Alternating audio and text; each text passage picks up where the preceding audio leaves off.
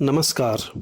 आज मैं रीतिकाल के प्रसिद्ध कवि बिहारी के एक लोकप्रिय दोहे या अनुरागी चित्त की गति समुझे नहीं कोई की व्याख्या प्रस्तुत कर रहा हूँ।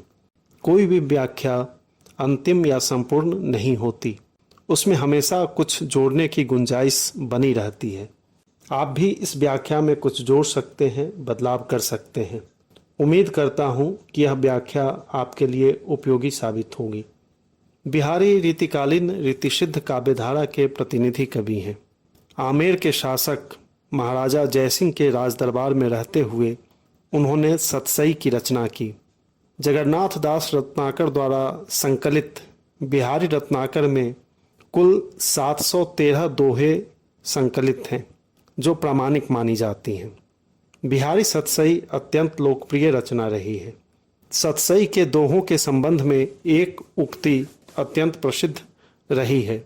सतसैया के दोहरे ज्यों नाबक के तीर, देखन में छोटे लगें घाव करें गंभीर।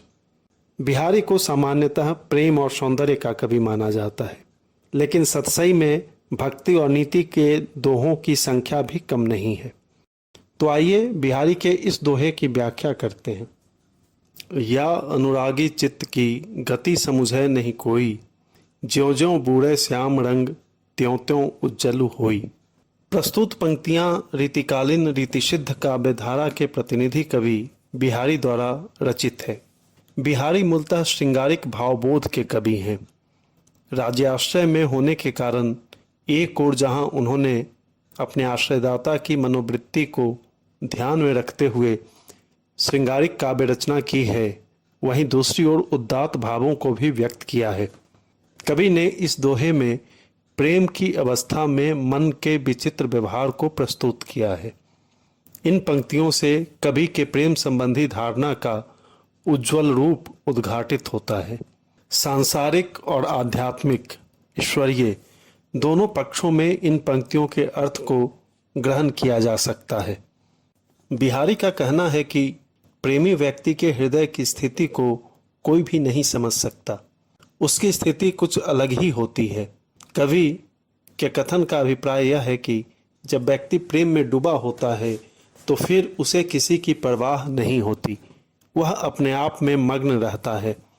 कोई उसके बारे में क्या सोच रहा है, उसके संबंध में क्या कह रहा है, इसकी ओर उसका ध्यान ही नहीं जाता।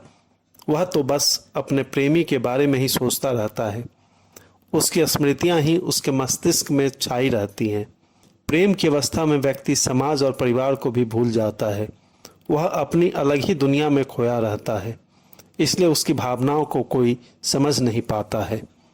कवि का कहना है कि व्यक्ति जितना अधिक इस प्रेम में डूबता जाता है, उसका प्रेम उतना ही उज्जवल होता जाता है।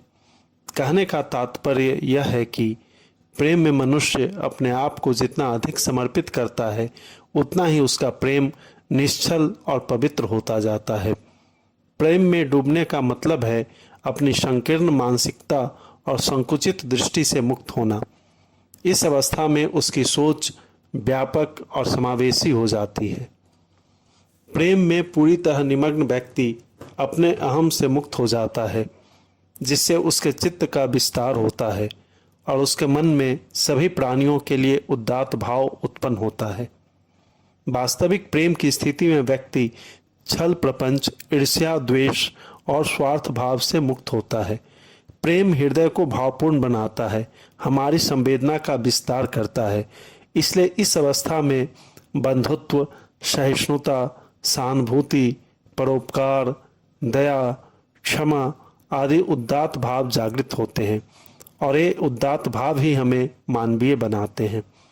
ये गुण हमें उच्च नैतिक भाव भूमि पर पहुंचाने का काम करते हैं। अतः जो व्यक्ति प्रेम में जितना गहरे उतरता है, उतना ही अधिक उसका आत्म परिष्कार होता है, उसके मन का कलुष समाप्त होता है और उसका उज्जवल रूप हमारे सामने आता है।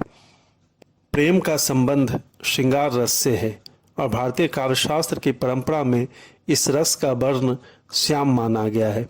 इसलिए बिहारी ने इस रंग में डूबने की बात कही है। अगर इसके भक्तिपरक संदर्भ की बात की जाए तो श्याम श्री कृष्ण को कहा जाता है। इस संदर्भ में अभिप्राय यह है कि मनुष्य जितना ही अधिक श्री कृष्ण की भक्ति में डूबता जाता है, उतना ही अधिक उसके हृदय का परिष्कार होता जाता है।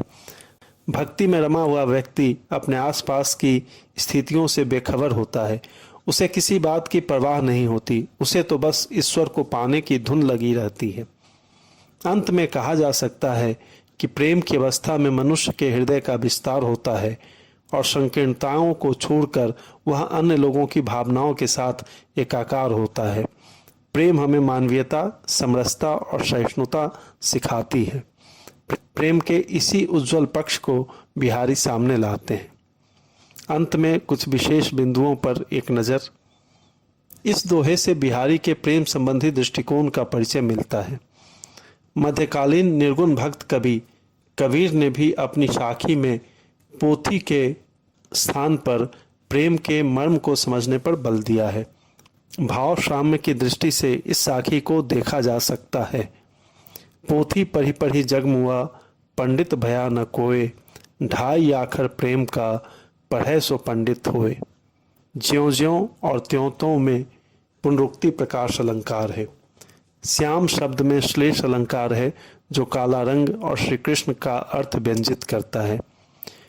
ज्यों ज्यों बूढ़े श्याम रंग, त्यों त्यों उज्जलु होए में विरोधाभास अलंकार है।